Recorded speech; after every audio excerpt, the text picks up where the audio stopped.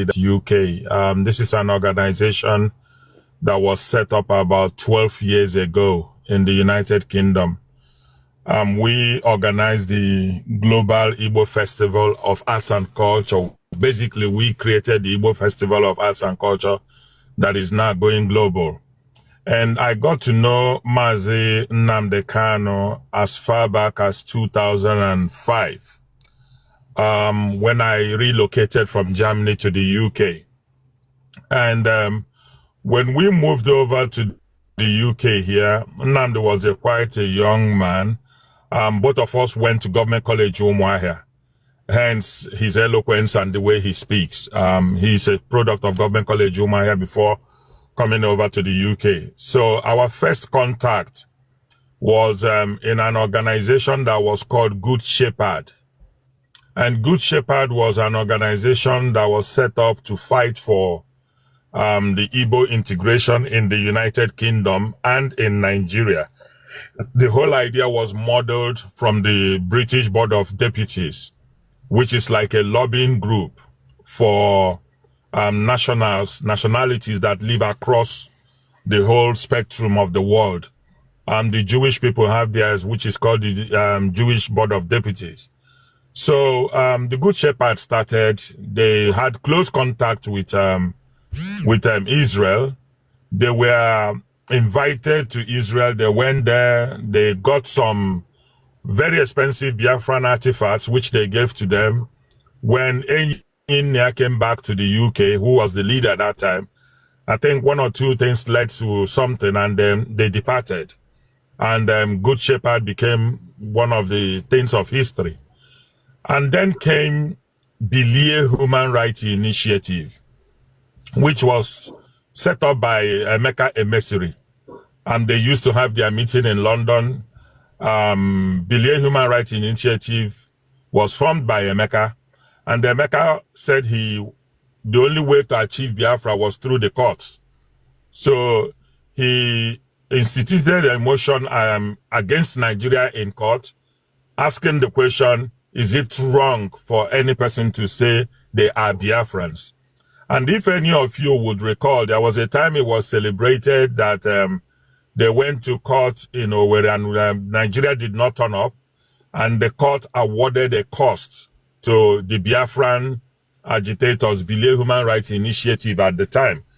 When Emeka started, Emeka was representing the indigenous people of Biafra. The first thing, when he went to court, the court asked him on what basis is he coming to court. He said he is coming to represent the indigenous people of Biafra. That was where the word was first coined.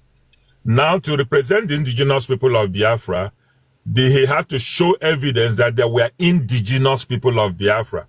So most people who had their birth certificate at the time written in Biafra, because many people who were born in that period, their birth certificates were Biafra, that was obtained, and Emeka Emesiri, who has his office in Owerri at the time in a very prominent location in Owerri, started going to court on behalf of the Biafrans.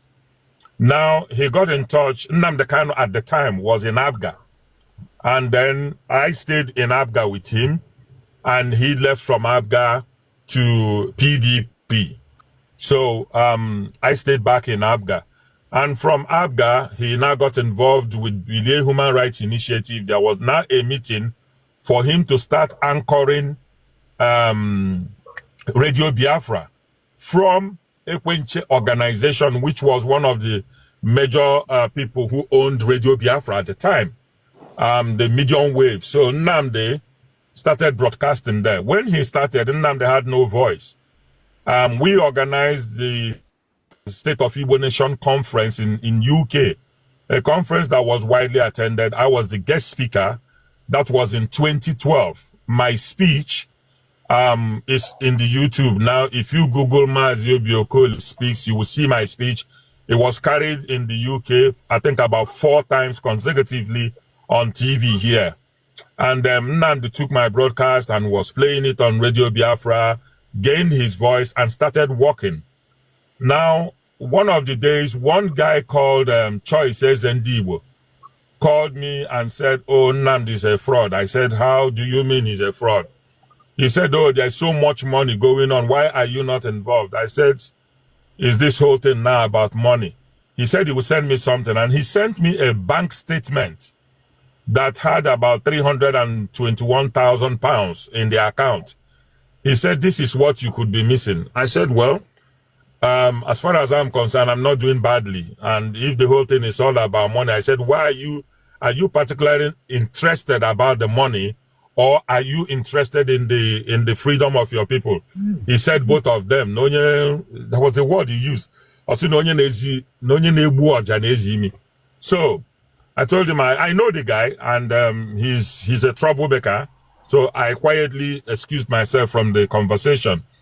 And then after that, there became a problem between Emeka Emesiri, Bido Human Rights Initiative, Owazurike, and Ekwenche about transparency and the money. So Nnamdi was the person broadcasting, and I think they called him to come and give an account, and they fell out. So Nnamdi now went ahead and registered the indigenous people of Biafra in the UK as a company, because you cannot operate in the UK for anything to have a bank account without being registered in the company house. So that was now where Nnamdi took that thing from Bilie Human Rights Initiative, representing the indigenous people of Biafra, and created Radio Biafra as part of indigenous people of Biafra. So they had a lot of issues between himself, Emeka Emesiri, and every other person. With Owazurike, he had a lot of issues. And I'm aware he was beaten up. Nnamdi was picked up in Nigeria, beaten up seriously, and all that. When he started, he did call me if I could be the public relations officer or something. And I told him, I said, Oje Zilani, who sent us? Because then, when Emeka started, we had what we called the Supreme Elders Council, where Justice Ezozobu, Dozie Ikedife, and the rest of them were highly prominent Igbo elders who were working and advising Bilie Human Rights Initiative at the time. When Nnamdi fell out with them, Nnamdi now started in his own way, started insulting a lot of the elders and everything, and I think they fell apart at that point, and the elders pulled back. So when he called me to be the PRO, I asked him, I said, who sent us? Because my father taught me that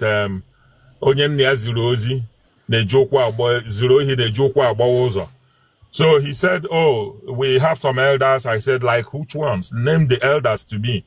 I want to speak to the elders. Can we know where this is coming from?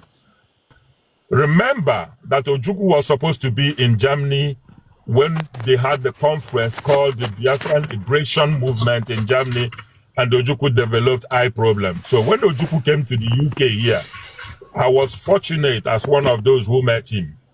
And I went to his room in central London.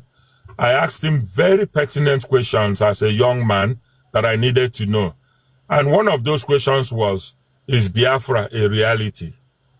And he told me personally, he said, if I know what I know today, we couldn't have gone to war unprepared.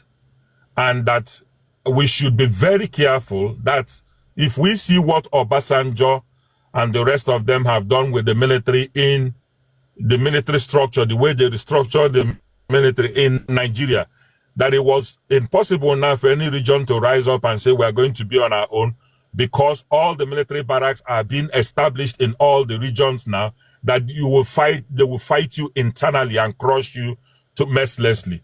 That we have to be careful. And that was his exact word.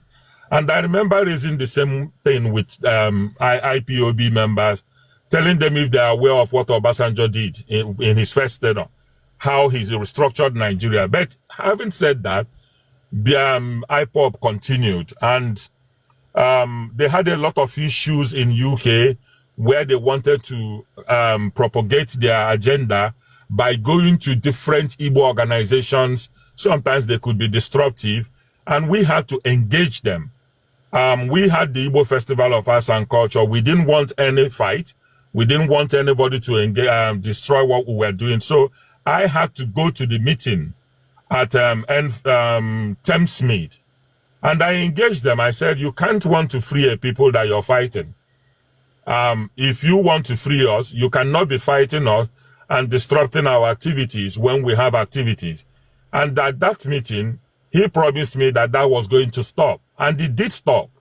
They stopped going to events and destroying the events and asking to speak and all that. And we offered them the opportunity that if they want to come to IFAC, they can come. They don't need to pay. Other communities pay. But from then, I got interested, more or less, in how Biafran agitation was going. And I kept asking the question, is there a roadmap for this? Is there a strategy? Is there a plan? Oftentimes, I wouldn't get the answer. At the time, Okachi was the coordinator, and Okachi is the head of education in Congress of Igbo Leaders, a highly responsible, respectful man. He's a non-violent person, and when IPOB started growing, they agreed and accepted that they were not going to be violent. And I was in a separate meeting with Nnamdi Kanu, Reverend Emefude. We met in North London, and we wanted to know from him what is the agenda, what is this whole thing, this euphoria across the globe. IPOB was already growing, but the question was, what is the agenda? Where are we heading? What is the strategy? What is the means of achieving this?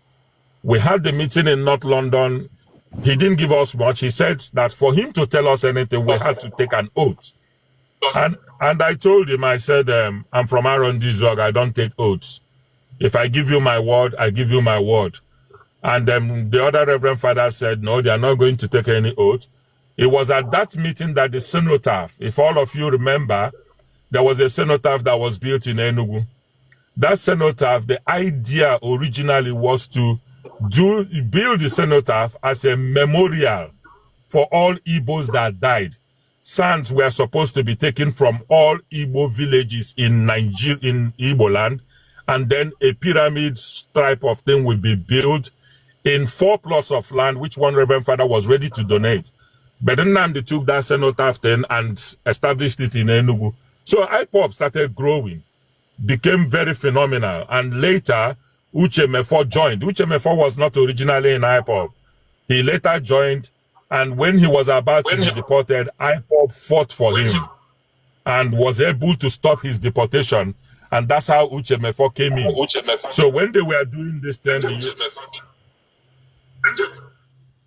sorry? No, go ahead. Go ahead. When the whole thing was going on, there was another late barrister that joined them.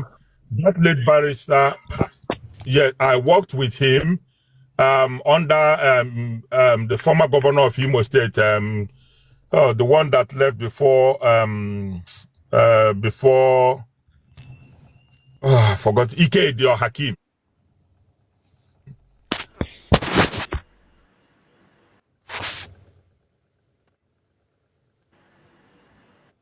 But the question I kept asking, what are we doing? So when I heard about ESN being formed, at the time ESN was being formed, the Fulanis had started settling in Igbo land.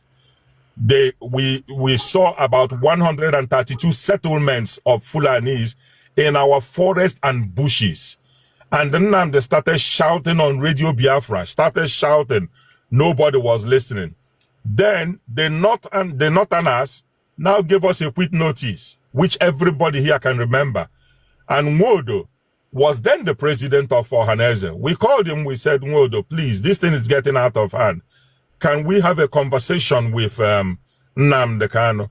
And can you come and talk to the world at Chatham House? We did all the registration. Nwodo came in. We went to his hotel room in Marriott Hotel. We met with him. We sat down, we talked. And then when he got to the Chatham House, Nwodo completely changed. When I saw the British ambassador in that conference, I knew something was going to be wrong. I was among those who planned the conference. But when I got to the entrance, I was refused entering. And I'm like, okay, what is now happening here? I kind of insisted. I was a member of Chatham House at the time. and then I was allowed to go with. But again, we had already booked Amnesty International, where we should have a meeting with Nnamdi Kanu and Ohaneze, so that we can know from Nnamdi Kanu where this whole thing is headed for. Modo agreed, and then after the conference at Chatham House, he went there and said completely different things from what we heard him say in his hotel room and the things that were said.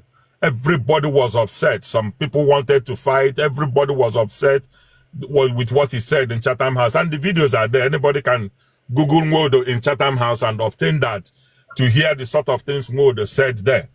So then, because of that reaction, he went back to his hotel room and cancelled the meeting we were supposed to have in Chatham House, citing security reasons. And then Charles Arewaldo called me. He said, Mazi, people have traveled from all the way from even Europe.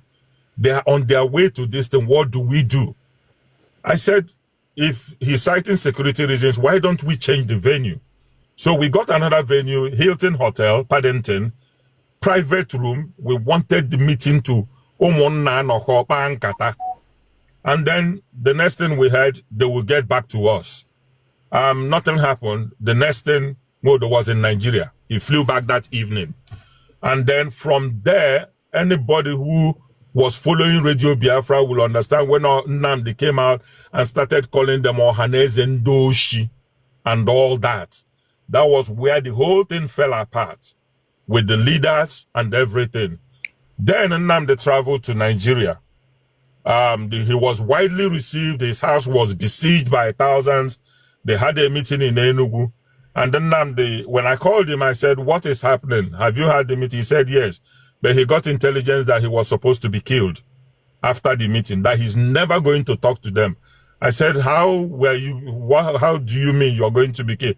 He said somebody reliably told him, and he had to go by road, that there was a plan to assassinate him. And then all of you are aware of what happened in his father's house after that and everything.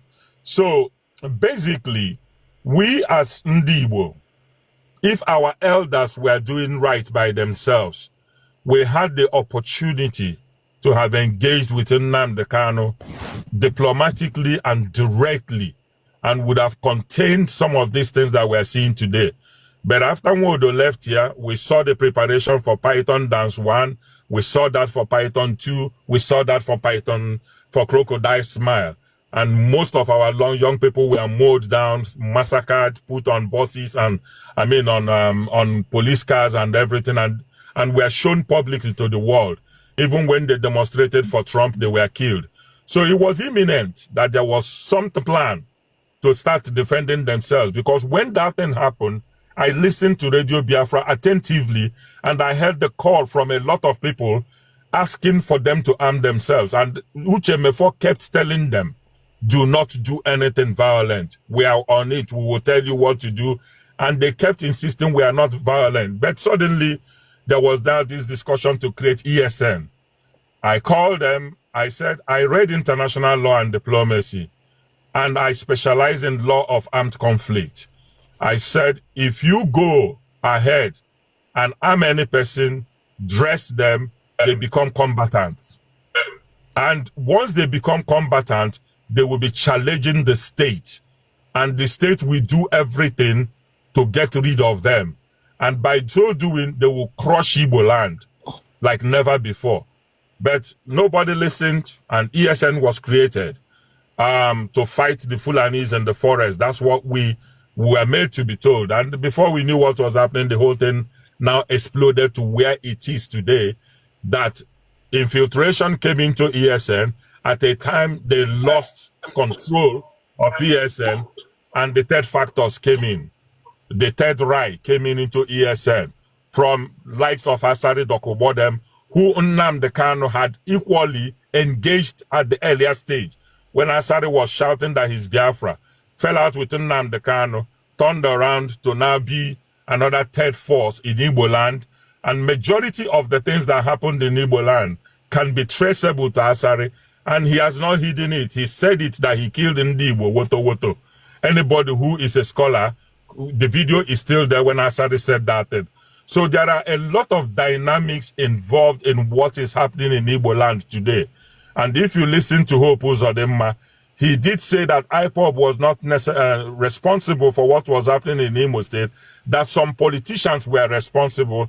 He cited example of people, a lot of people that had been killed, and that some politicians were responsible. And then we had the third eye of this recalcitrant, I'm sorry to use the word, called Simon Ekpa, who was never an IPOB member, has never been an IPOB member, suddenly took advantage of when Nnamdi Kanu died, got arrested, and then we saw all these things happening. But before Nnamdi Kanu got arrested the first time, Choice Ezendibo called me 2 hours before Nnamdi was arrested and said Nnamdi is going to be picked up. He knew exactly the hotel Nnamdi was, and then he posted Nnamdi's passport, Nigerian passport, to the world, and Nnamdi was picked up by DSS. So there is a lot that has happened in that young man's life that people don't understand how he got to where he is today. But like I say, if you don't engage our younger people at an early stage, you lose them completely. What lessons can be learned from this whole thing today is that the elders of Igbo land need to stand up and take responsibility for their actions and failures of not being able to control Igbo land like every other nation. Our people are too selfish. Our leaders and our elders are too scared. And I noticed it at that time, with all due respect, apart from Justice Ezojobo and the late Dozie Ikedife. Dozie Ikedife stood his ground. He wanted justice. He spoke, he spoke out openly, and he was very supportive of trying to engage the youth. But that took him away from us. And you can see where we ended today, because nobody is responsible for the leadership of Igbo land. No organization is taking it serious to make sure that we sing from the same hymn and we begin to basically dialogue with one another. We have too many organizations pretending to be talking for Igbo, but talking for themselves. I rest for now. God bless you. Okay, thank you very much, Obi Okoli, for now. That was very insightful. Very, we wanted to know a whole lot. Please, the floor is open. If you have any questions, please indicate. Okay, so we can send the question to him. Hello. Okay, Marcellus, go ahead.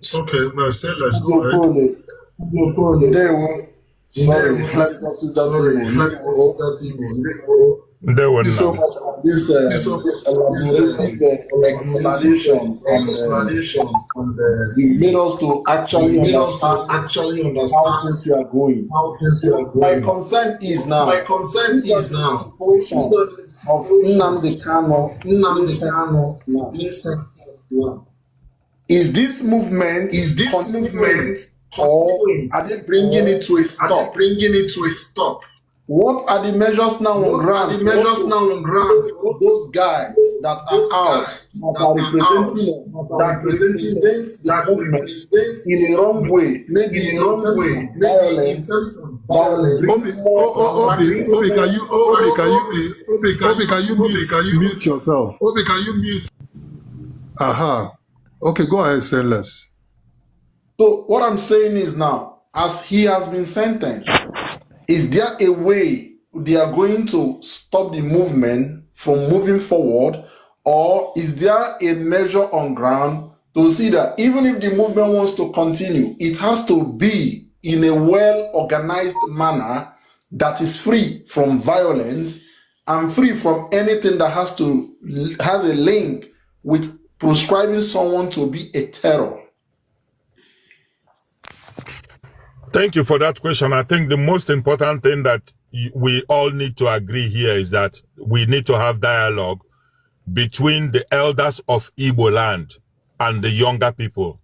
Now, the leadership of indigenous people of Biafra is centered in the UK and in other places like Canada, the US, and the rest of them. Now, if you don't engage them in a conversation, how would you be able to then arrive at a conclusion with them? Now, there are people in Igbo land that these young men trust, Bishop Obinna, Enyinia Abaribe, and one or two others that I can't remember now. These people are trusted by these groups that they represent the true Igbo-ness. When somebody tells you the truth, it is the truth.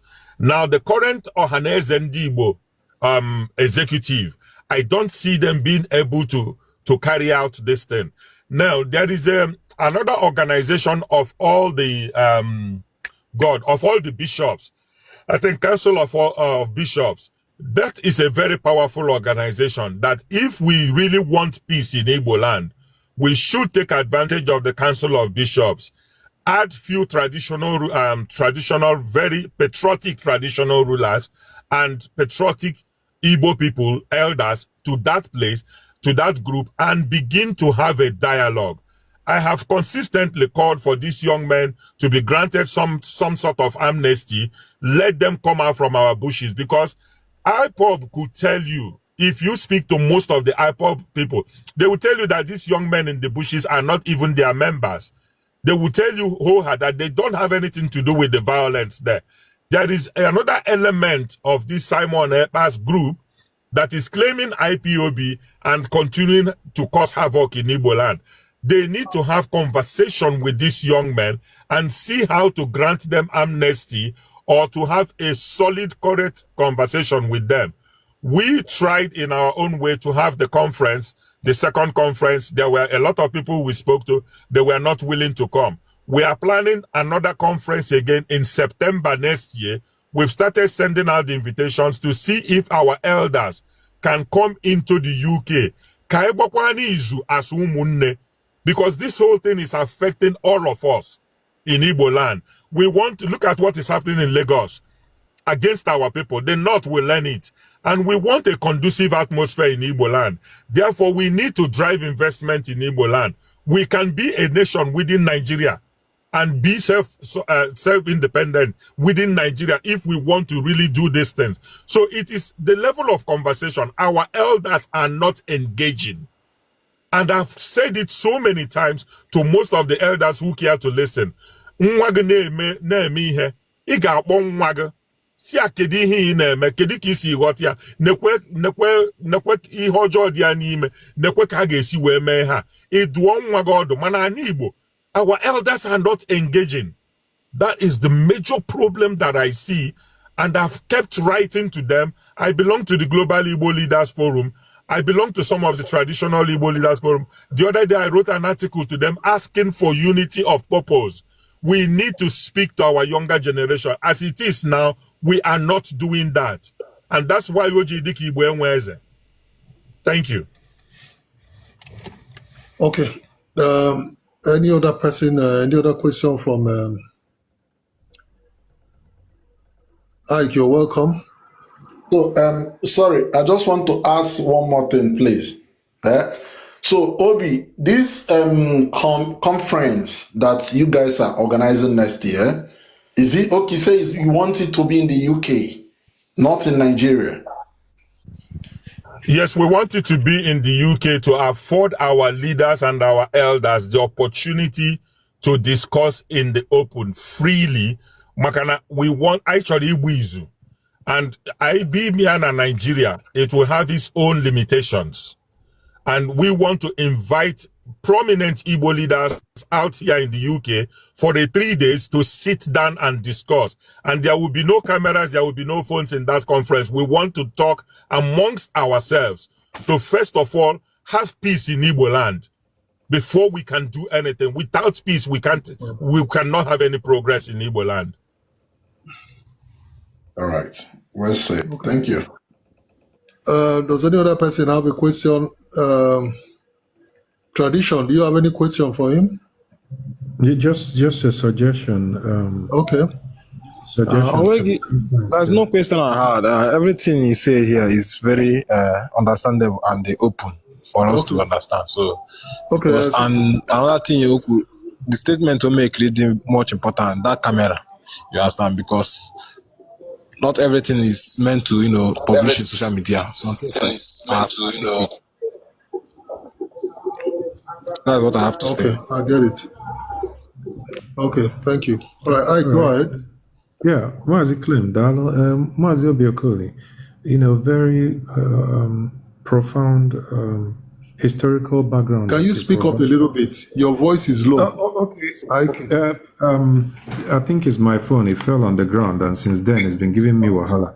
Yeah, Mazi Obiokoli, we really appreciate the historical background that you shared, and it's really exciting to hear this from people that were there from the jump. Just a suggestion on the planned conference.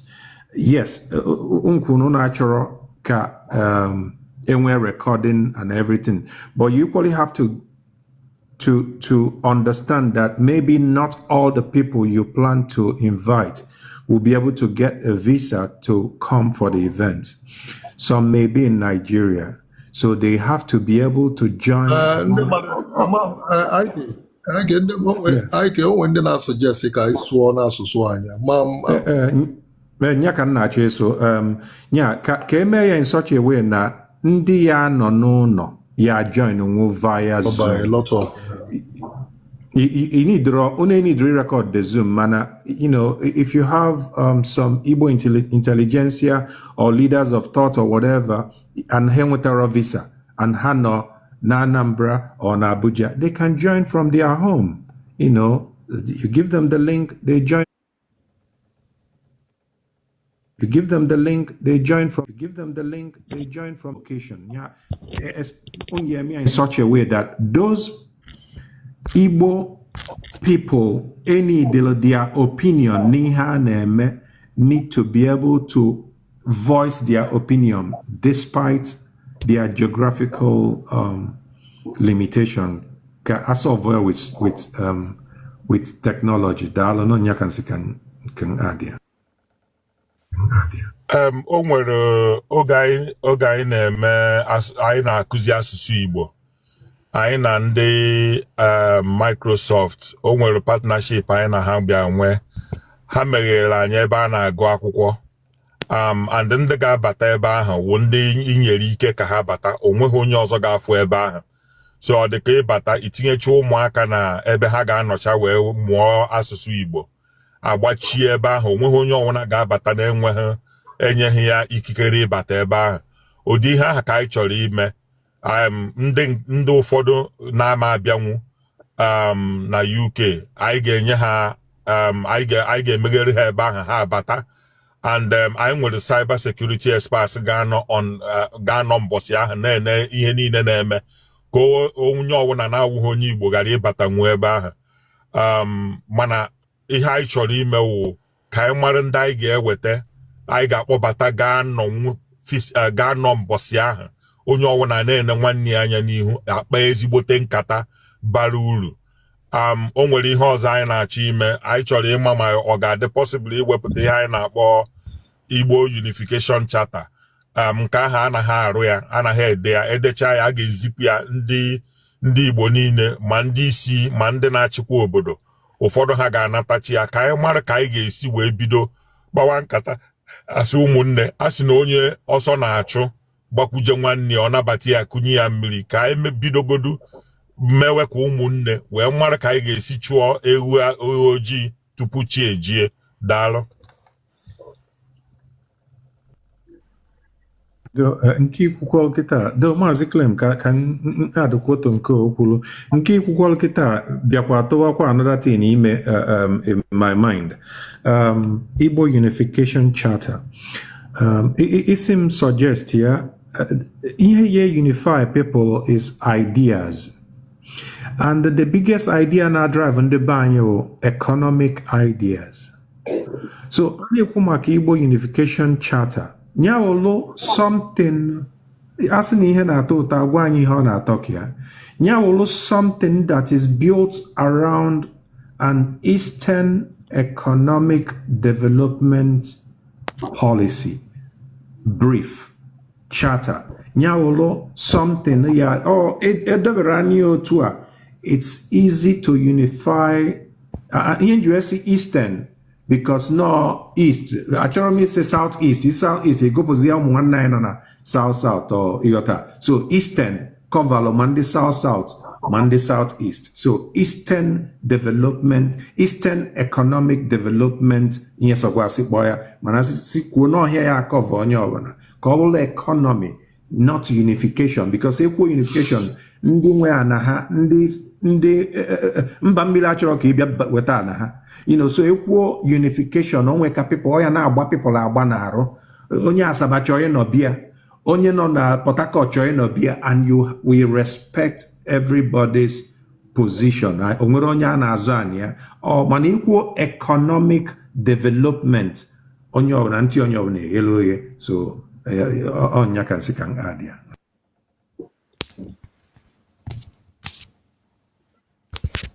nna m daalụ so daalụ ihe ahụ i kwuru nọkwu n'ime ya mara na ihe unification charter ọ kọvara a lot of things ndị Igbo kwesịrị ime mana biko m ga-anara akara ugo n'aka Honorable Clem ka ịkpa nkata n'azụ maka na aka bidoro debe ya edebe kịta ọ bụ na gị nwa ga-abatakwu nyere aka na this area kịta because anyị chọrọ ka onye ọbụla dee the areas ọ laikere ọma ọ dị qualified ime ihe dị ya n'ime mana the essence of the whole thing anyị na-achọ imewo ka akpa nkata asụ ụmụnne kpọpụtakwa ụmụaka nọsi n'ime ọhịa ka a mara